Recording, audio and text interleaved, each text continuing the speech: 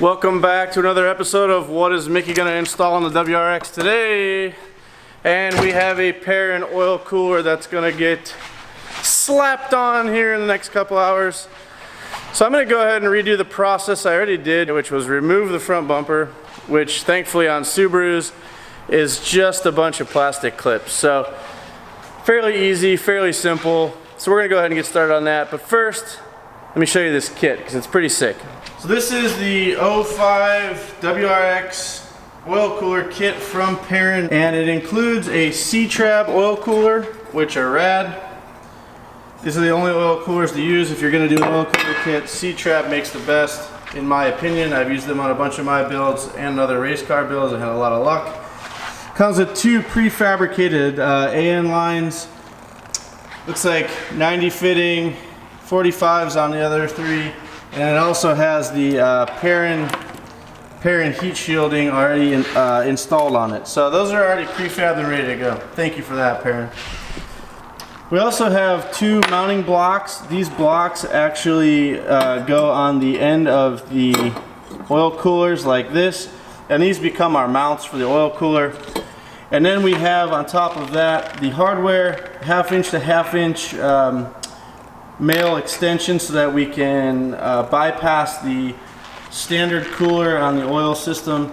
And then it comes with a sandwich plate and an adapter with AN fittings already installed, and a brand new Subaru oil filter. So pretty comprehensive kit. I've already thumbed through the directions. Directions look fairly simple and straightforward, so we're just going to go ahead and tackle this thing. I want to give a big shout out to my boys over at Sparko Racing. They just hooked me up with a brand new apron. Thankfully, my old one is a little clapped out. I take it home once a week and wash it, and it has gotten completely destroyed in the process. So I'm gonna go ahead and get this one fitted up nice and yeah, break her in today.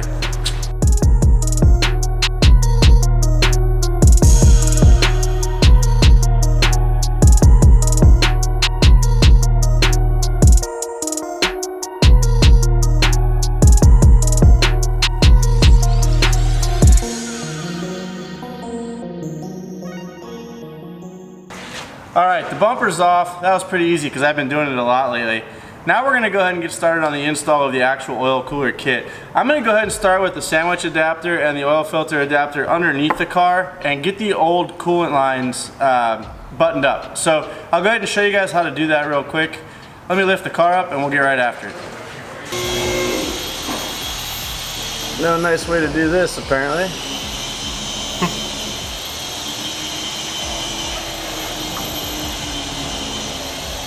Alright, so the oil filter is off.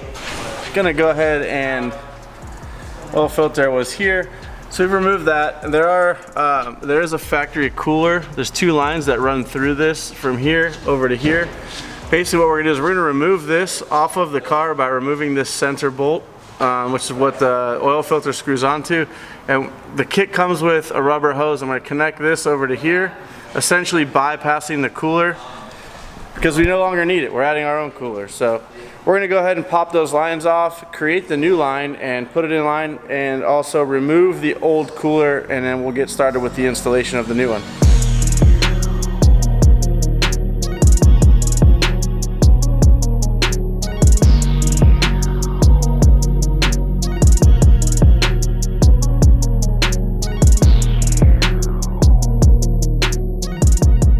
Alright, the coolant bypass is knocked out.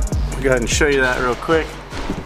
So this is the coolant bypass here, and basically what we've done, oh, it's really hard to see.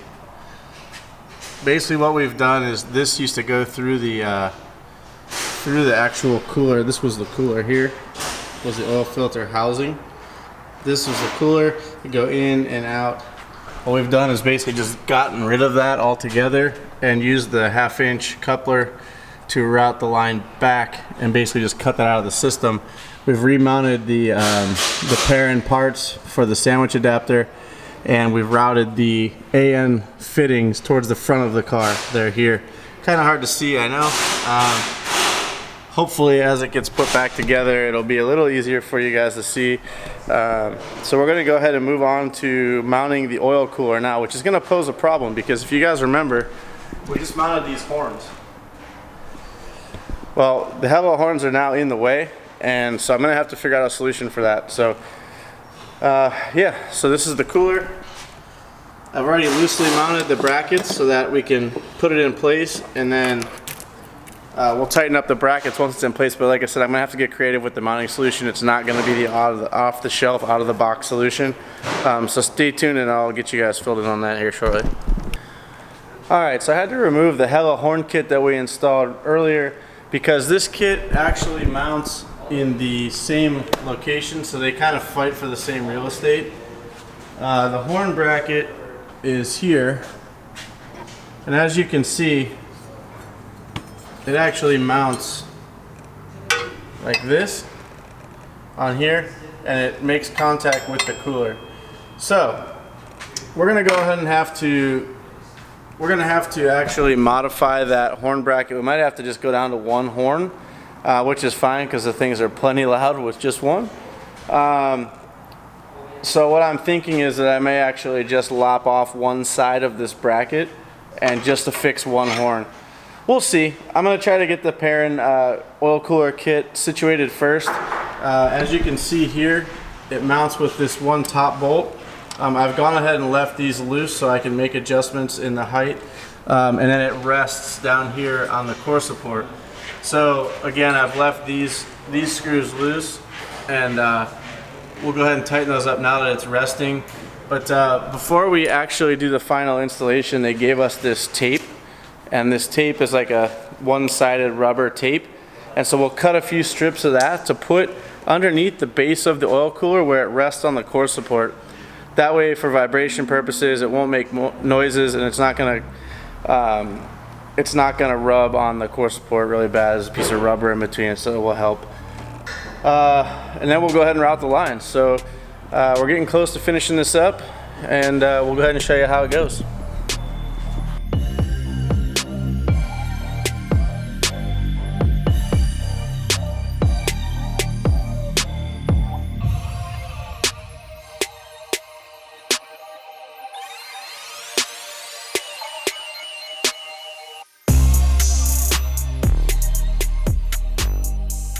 Alright, so we've got the cooler mounted in its location, and we've gone ahead and also started to mount the oil lines, dash 10 fittings on either end.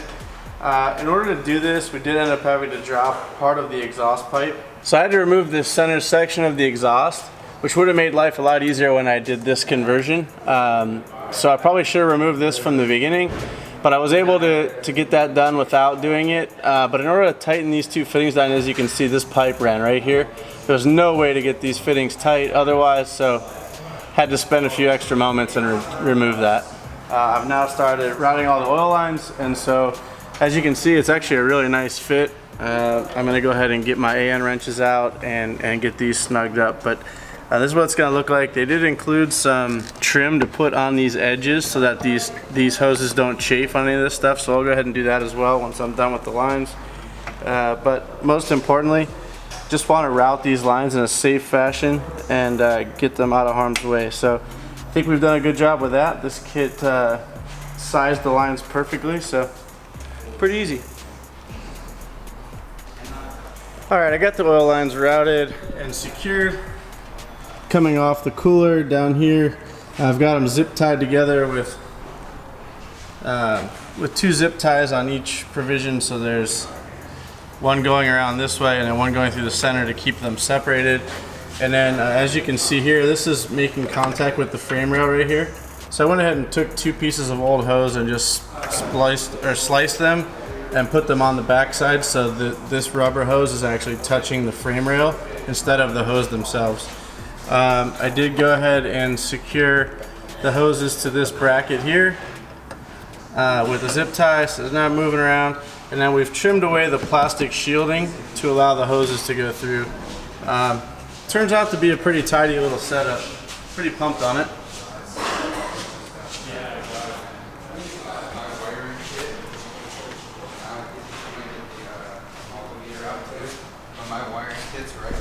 So now that the kit's installed, I'm going to go ahead and reinstall the exhaust system and get the rear front bumper back on, get the horns fixed, because we're not gonna be able to run those two horns, I don't think, at this point. We're gonna go back to probably just one, or modify the bracket to carry the other one lower below the other horn.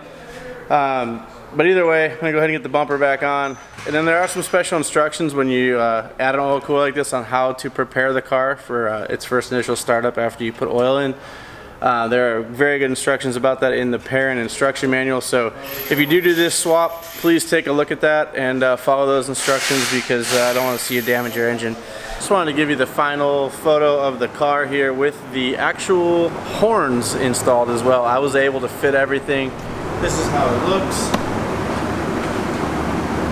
Pretty happy with the way it turned out. You got your Perrin oil cooler there. The horns are actually mounted in front of the oil cooler. Little Perrin logo down here peeks out of the bottom. Turned out pretty ill. I'm happy with the turnout. So, hope you guys enjoyed. I know it was a little bit of an overview type install, but it really is a straightforward kit to install, and Perrin does an awesome job with their instruction manual. So, word to the wise, read the instructions before you start. It'll make life really easy. It let me sail through this install, and really happy with the way it turned out, and I'm glad we were able to make the Grimspeed horn bracket work with the horns. So this car is really shaping up. Make sure you join throtl VIP for your chance to win this thing. See you, boys.